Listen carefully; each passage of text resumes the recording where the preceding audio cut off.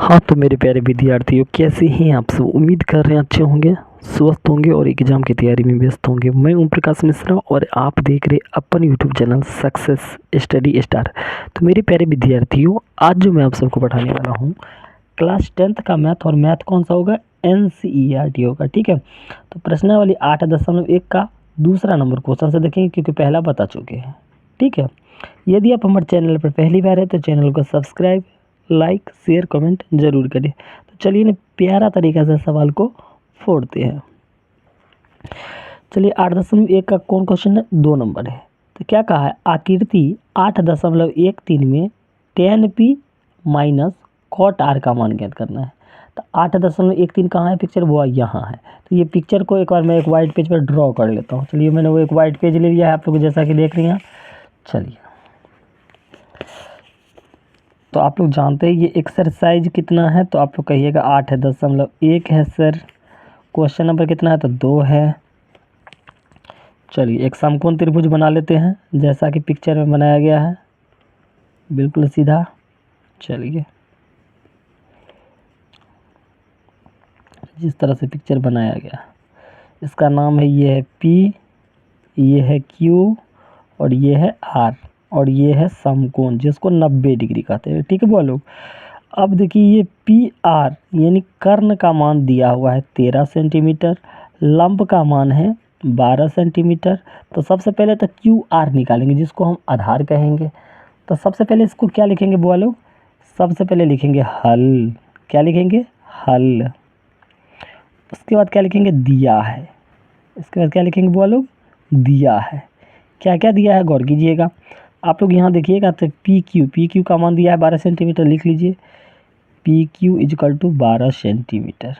ठीक है, उसके बाद अगर आप लोग गौर कीजिएगा तो PR 13 सेंटीमीटर, PR 13 सेंटीमीटर है। ठीक है, तो हमें निकालना पहले क्या, QR। तो QR देखिए ये आपका लंब है, ये कर्ण है, तो QR यानी आधार। तो सबसे पहले आधार निकालेंगे। तो आधार का फार्मूला क्या होता है, तो लिखेंगे समकोण त्रिभुज PQR में, PQR में पाइथागोरस प्रमेय से, कौन सा सब आप लोग, पाइथागोरस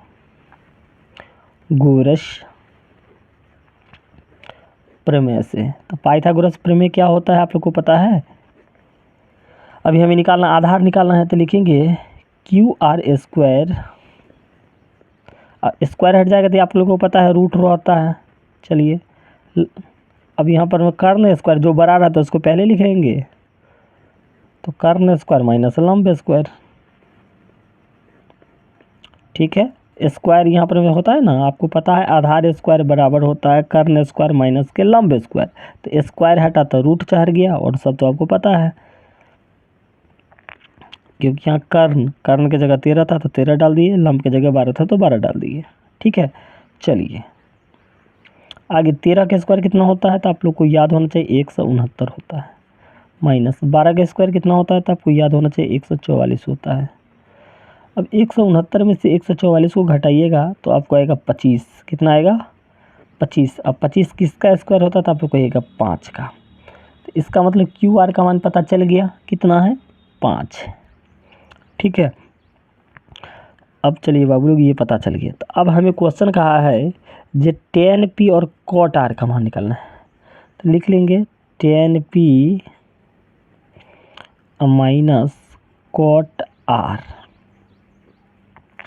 देखिए tan p का है, तो tan p, तो आपको जो भी एंगल का है, जैसे यहाँ tan p कहा, तो p के सामने वाला भुजा लंब हो जाता है, लेकिन कर्ण नहीं बदलता। आप याद रखिए कर्ण कभी भी नहीं बदलेगा, लेकिन भुजा के अनुसार लंब और आधार बदलते रहता है।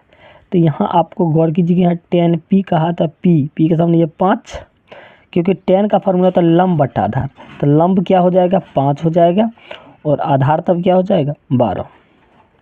ठीक है, यहाँ तक कोई दिक्कत, तो कहिएगा कोई दिक्कत नहीं। कॉट का क्या फार्मूला होता है, तो इसका जस्ट उल्टा होता है, आधार बट्टा लंब।